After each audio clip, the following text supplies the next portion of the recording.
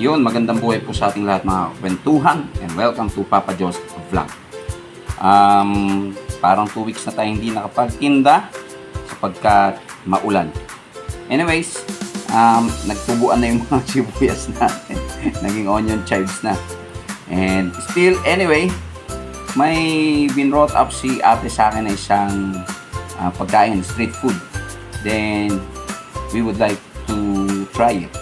At ito ay tinawag niyang, ano ba yun? Sisig warma.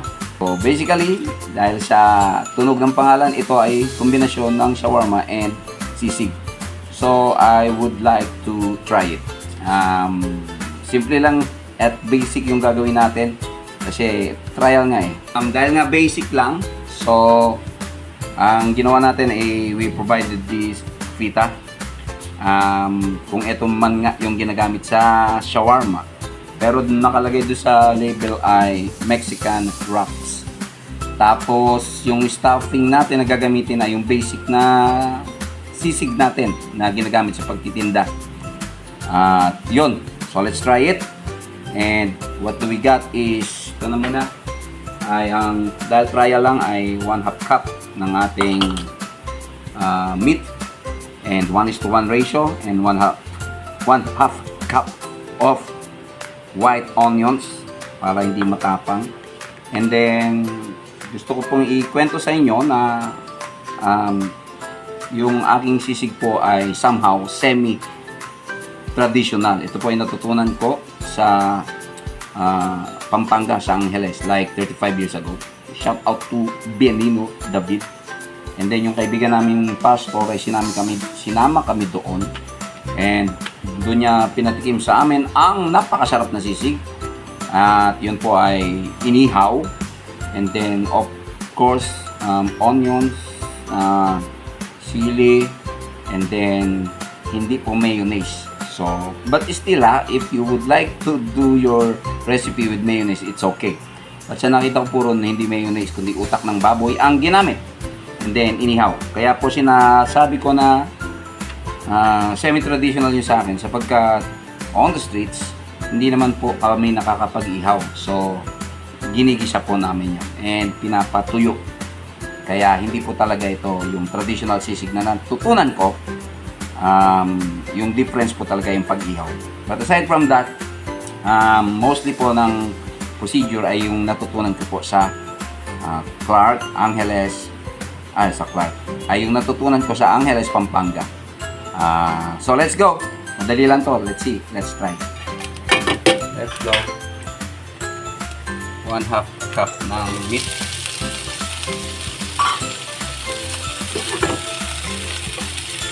Konti lang, no? Trial lang. Pa natin to lalagyan ng mga lettuce and ano ba yun? Kamatis.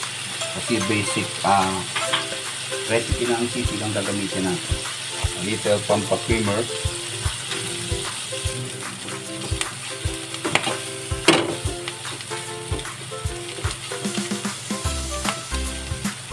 Then, lagyan natin yung ating sibuyas. Patayin na natin para hindi maluto yung sibuyas. Okay, let's go.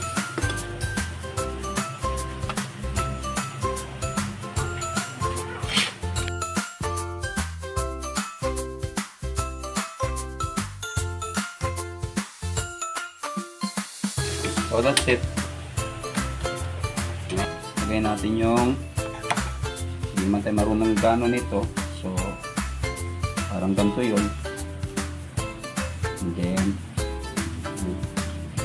lagay natin yung toppings. Kamayin ko na ang nakapali. Sisig warma. First trial. Let's see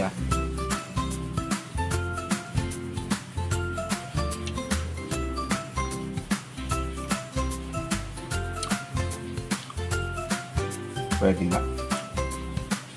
Pwede nga.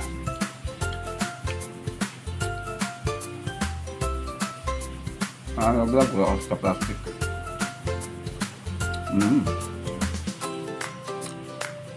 This is good Pwede So yun. In conclusion, pwede. Parang maganda to, may kamatis. Try natin. Sakto may kamatis tayo, lagyan natin. One more time with kamatis.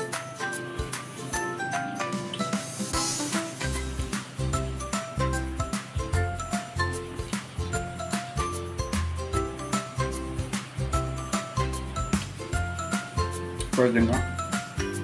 Kaso parang kailangan ng sauce talaga ng shawarma.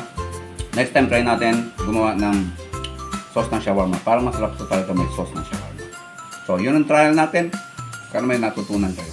Magamit niyo, malay niyo sa negosyo. Salamat po. God bless us all.